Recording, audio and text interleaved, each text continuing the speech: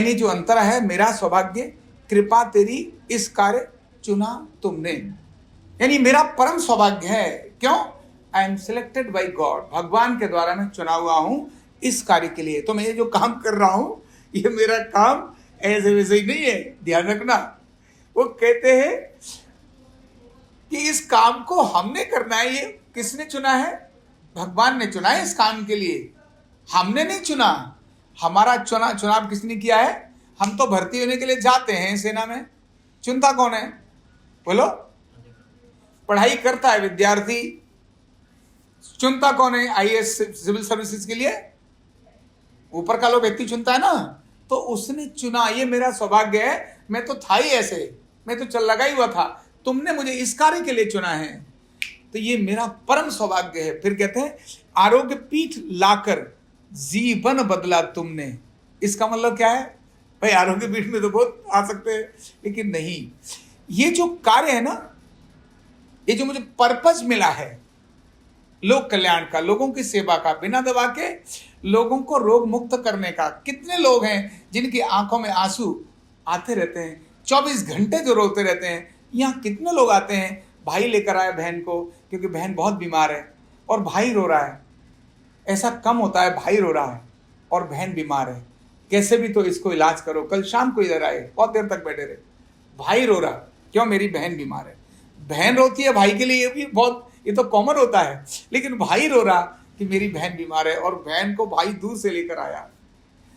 उसकी आंखों के अंदर जो आंसू थे आपके ट्रीटमेंट से, एक थेरेपिस्ट ने ट्रीटमेंट दिया, और वो बहन जो थी वो ऐसे जो रो के आ रही थी, वो हंस गई। सोचो कितना आनंद उसके अंदर आया। आप किसी को छूते हैं और उसको ठीक कर देते हैं, उसके जीवन में जो दुख और निराशा थी वो आप उसको हटा देते हैं। ये आपके अंदर कैसा महसूस हो रहा है, कैसा कर रहे हैं? तो आरोग्य पीठ में आकर आपका जीवन बदल गया।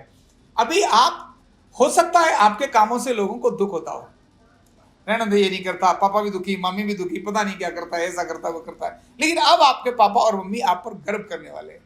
आपकी शादी होने वाली है तो आपके ससुराल वाले भी, हमारा दामाद ऐसा है, हमारी बहू ऐसी है। और मैं तो कहता हूं ना, जो बहू शादियों कर जाती है और सास को पता चल जाए कि मेरी बहू घुटने कमर कंधा ठीक कर लेती है, वो जिंदगी में उससे लड़ी नहीं, क्योंकि घुटने तो ठीक कराएगी, उसको तो दर्द होना ही है ना। शुगर, गैस, एसिडिटी, माइग्रेन ठीक कर लेती है। तो अब वो बहू आशा की किरण है। क्या है वो? अब वो कभी भी चंद्रमुखी से ज्वालामुखी नहीं होगी, अब वो हमेशा सूरजमुखी ही रहेगी, चंद्रमुखी रहेगी। समझ आ रहा है ना? बोलते नहीं बोलते? तो ऐसा ये जो जीवन बदला है, वो कहाँ के बदला है? आरोग्य पीठ में। ये सेवा की भावना, श्रद्धा की भावना, भक्ति की भावना, ये सब कहाँ आ रही है आपको? आरोग्य पीठ में आ रही है। इसीलिए कहा है, हे मेरे प्रभु, मेरा सौभाग्य है कि तेरी मेरे ऊपर बड़ी कृपा है कि तूने मुझे इस काम के लिए चुना है और आरोग्य पीठ भेजा है, जहां मेरा जीवन बदल रहा है। मैं कहां अभी दो लोगों के लिए इतने सुख का कारण बनता था, आज मैं बहुत लोगों के सुख का कारण बन रहा हूं, और ये मुझे पर्पस मिल गया है। ये क्या है?